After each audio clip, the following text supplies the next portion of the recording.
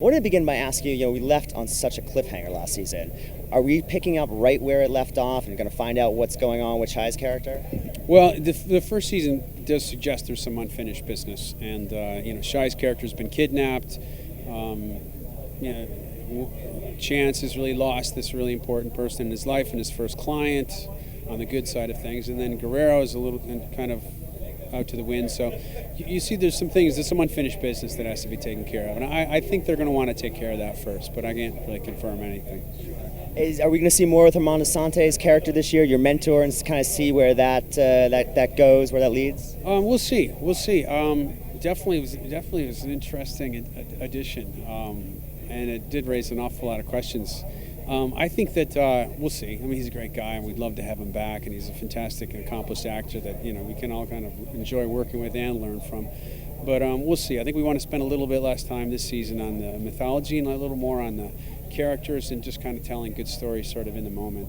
How important for you with the premise that changed from the comic book as far as not doing the masks and that stuff, the character, how much was it important for you to sort of base this guy in a reality that people can relate to? I think that it was important to the producers than it was to me. I would be working probably about 1/3 the amount if they'd had somebody else doing that, and that was something that I was aware of just going into the job. They're like, yeah, I know he used to change his face, but we're going to keep it as you.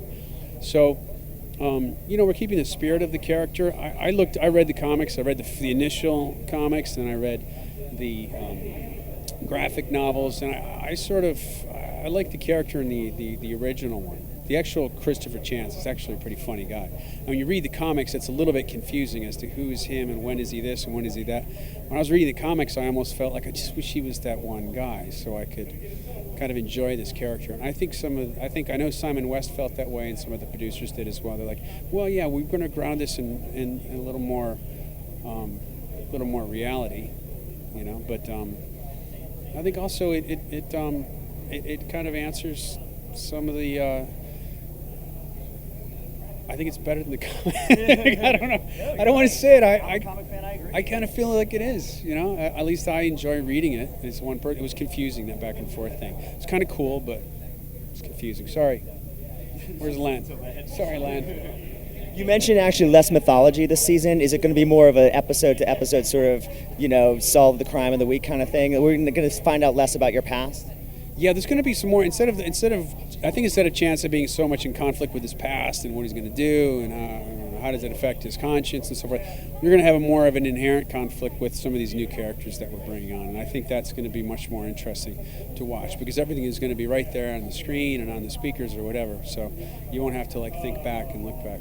That having been said, I think the more you watch the show, or the loyal watchers are going to kind of get to know these characters even better. They're going to get to know some of their shorthands and some of the stuff from other episodes, so there is going to be some carry on all the way through, but we're not going to rely heavily on a mythological thing. We really don't have to in this situation, just because we're getting to know these characters. I mean, like Shai McBride and Jackie Earle Haley, And you?